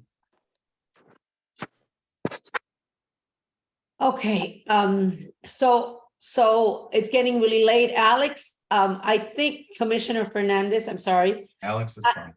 I think we're going to have to have an executive board meeting. And I mean, in other words, we never go against our members, and we have to have a majority vote. We may have to have a board vote from all the members as well, representing our different hotels and condos. Maybe that's what it'll take. I mean, of course, the city and the state can do whatever you need to do, but is it possible to give us another month on this one? Go ahead with the signalization. We're all for that one, for that resolution. But for this one, is it possible to give us another month? Sure. To your next commission meeting, is that fair? I'm happy to do that. We have momentum. We have a little bit of momentum right now with FDLT, but at the end of the day, I represent all of you. I'll tell you, I hear from your members that live on Collins Avenue, you know, in the 40s and the 50s, and they're reaching out to me every single day, quite aggressively, on the need for these for this interim dual turning lane solution. Oh, no, we all want the 2 lanes. No, but the interim, because the one that you all want doesn't happen till 2025. But the interim one, I'm getting a lot of feedback on it. But yes, of course, Alicia, listen, it's not an easy decision, and it's not an easy conversation. It's not easy for me because I represent both sides. I represent Jim and Ava, and I represent the other people who are reaching out to me as well. So I will value very much your feedback within the next month. We'll have another meeting. If it could be before February 22nd, that's when we have another city commission meeting. I just want to. Can you take that down, February 22nd? So we may have to, yeah, because our February meeting is tomorrow, actually, but this is not on the agenda. So we may have to do a special meeting just to take a vote on this. It's the right thing to do for the community, because I'm certainly not gonna go against any members, and I know, you know, our executive board will not have one to make that kind of it's a serious decision that impacts a lot of our members, and we represent all MidBeach 25 to 63. So that's where we will stand with that, and then let the membership decide, and it's 1 vote per building. So that's I believe that's Ida Marie got off. I think she lost her battery. But I think that's where the executive board would probably stand on doing the right thing to do. I mean, does everybody agree with that? That's on this call? Yes, Yes, thank you, Alicia. we truly appreciate it. Yes, you know, this impacts a lot of people. I don't know how many buildings we have on from 29th to 41st, but I can assure all of them would agree. And if they could consider what I asked them to do by moving the middle lane, maybe that is a solution. There has to be some kind of solution. That's what I keep saying. I mean, obviously we are not engineers, civil engineers, and we have not even looked at this traffic study. So I think we'll have some time to look at the traffic study. And Kevin, if you can get it to us as soon as possible, or Jose, if we can get that traffic study in our hands, so we can, that's important, because that'll tell us, okay, this is a solution. We all know, and we are desperately trying to get those 2 lanes going westbound from North Collins. I mean, Of course. there is no doubt. And We're not Alicia, gonna do like Raquel this. Williams from the city has her hand up. Okay, yes, Raquel. Thank you for recognizing me. I just wanted to reconfirm and clarify that the request for the noise waiver is something that this body can move forward with. I hear the discussion now about taking an item to a larger group.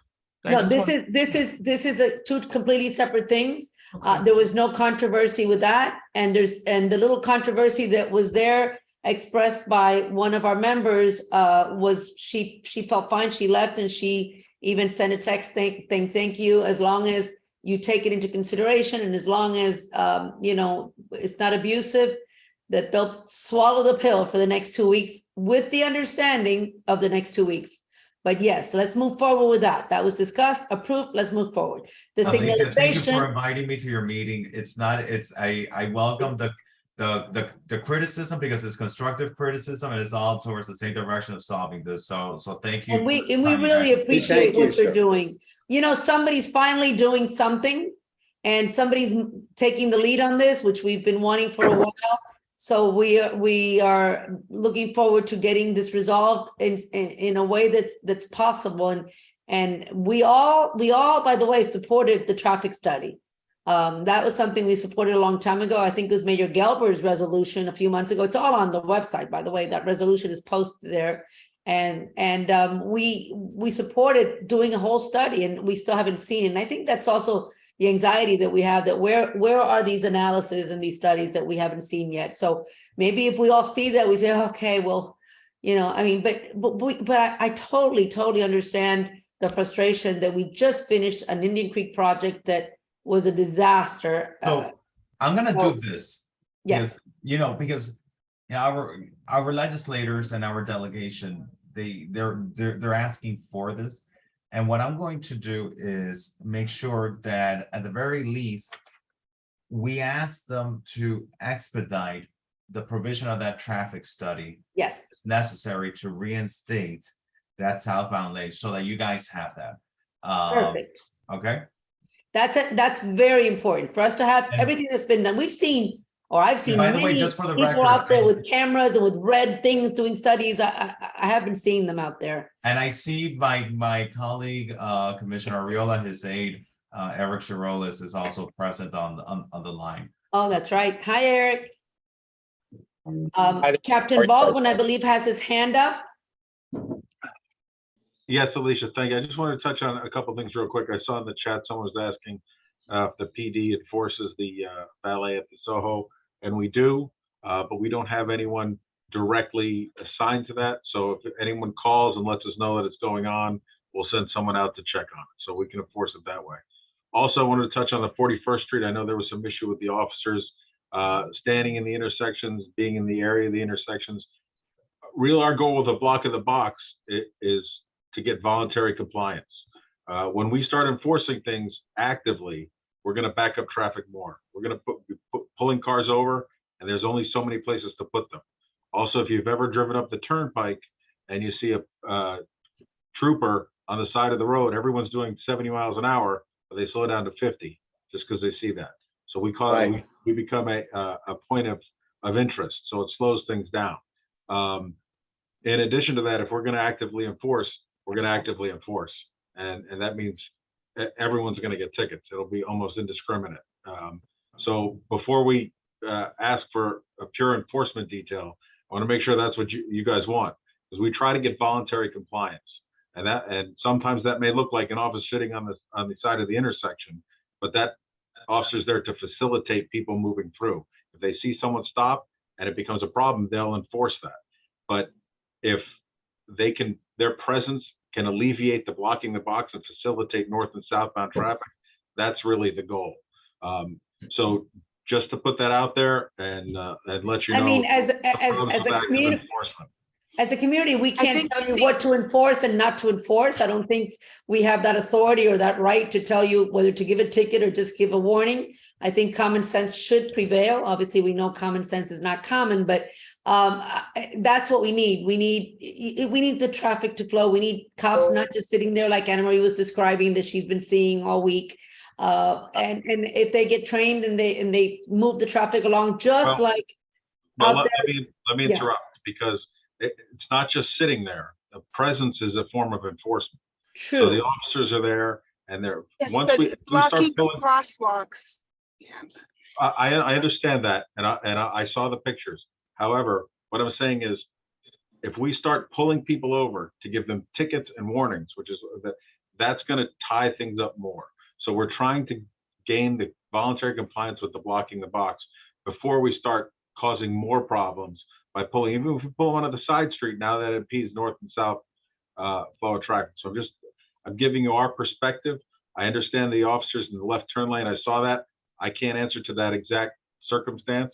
If that's where they were stationing, that's probably not the right thing to do. However, But it wasn't, the reason why we asked was because it wasn't just one. All of them were doing it at the intersection. So I was wondering if maybe well, that's again, like part of their. I don't know the direction. I'll have to talk to Lieutenant Chong, who's the coordinator of that detail. Sometimes in order to facilitate it, we do block the left-hand turn lanes to decrease the flow of traffic onto the side streets, because some people will take a left, go down to 40th Street, cut around and come back up another street, which just ties up traffic more. I'll double check on that. But before we jump to a full enforcement detail, I wanted to let you know our perspective on it. I think personally that blocking the box presence enforcement has worked a little bit. It's not going to alleviate all the problems, rather than a flat out full enforcement. But just to give you a perspective, and I will check with Lieutenant Chong on the parking in the left turn lanes. I know we do have the center lane we can park in with our lights on, or off the side. So I'll check with him on that, but just wanted to give you the perspective. Alicia and Captain, thank you. I must apologize. I have to log off, but again, thank you for your feedback. I'm gonna follow up on your points, and I look forward to hearing with and meeting with you guys before our February 22nd. We really, on behalf of all of us, we appreciate your efforts. You're taking this on, the time you've dedicated to this, and we hope this will result in what's best for the entire community. So we're very grateful. Thank you.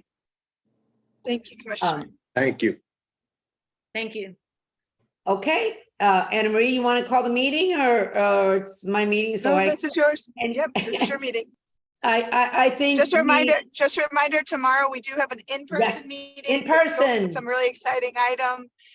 They'll be at the Blue and Green Diamond. Please join us, complimentary valet, but we do encourage you to take the trolley or the beach walk and come to the meeting. It will start at 6 p.m. prompt, and we're going to be discussing all of the county issues, including condo legislation, sargassum, beach renourishment, and signalization. But from a county's perspective, we'll have both Commissioner Higgins and Commissioner Steinberg present.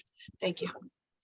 Okay, thank you all for joining. We appreciate your input, and we'll do the best that we can. That's all we can do. We're volunteering our time to do what we can for the community, okay? Thank you. Alicia, can I ask you? Yes, Abra. They're not going to close it. They're going to give us a reprieve of a month. This was not to close it. This was a resolution that was going to go in to begin that long process. Nothing is tomorrow, or these things take a long time. So this was a resolution to put the 2 lanes and do a temporary solution, because that is what the apparently we're just learning this like you. The Department of Transportation thought was a solution to alleviate the traffic going southbound, which I'm sure you're all aware is horrific. So that is all of this was. It was nothing to do with us. I don't even think it has to do with well, I don't think, no, he said it wasn't him. He's saying he's following the state and he's following department recommendations. But what I think is the right thing to do, and it's the fair thing to do, is to show us, since we're so involved in this, show us, what did the traffic study say? What does it say? Where is that traffic study? Where is the traffic analysis? Let's look at it. And then we can make an informed decision rather than just, but Avra, we know that none of this is going to happen tomorrow or next month or 6 months from now. These things take a long time. But yes, if the city, and that is why we just had an emergency meeting today, which, as you know, was an emergency meeting. Thank you. So, because if not, the resolution would have gone in, and then it gets a little bit more complicated, right, Jose? If there's a resolution, and Joe, so the resolution is in to begin, and all the commissioners and the mayor and everybody says, yes, let's begin, then they may have begun sooner rather than later. But this is not, all it's doing is we need another month to see if we get the results of these studies. That this is FDOT, remember, let's never forget that. So once we get the results from the FDOT, then we'll know. The city will recommend but it's basically not their street. So let's get this done. And Anna Marie, when you were gone, just to round off, because, oh boy, it's late. We talked about this month, waiting for a month. Yeah, it's okay. It's okay. The and- meeting's recorded. I'll go back. No problem. Exactly. Okay, so we'll discuss that later and then we'll put it up for member vote But if I we do have. have a question. I did have one last question for Jose. Jose, does Secretary Miller, is her hands, is she really involved in this? Should we reach out to her directly? I know we had discussed that last year. You told me to hold off because they were working on it. I mean, I don't know what else can we do as just as constituents in this area. Who else do we need to speak with, or what else do we need to do? Anna Marie, I think the wheels are in motion. We reached out to FDOT. There have been commission resolutions as well that have been transmitted to FDOT. So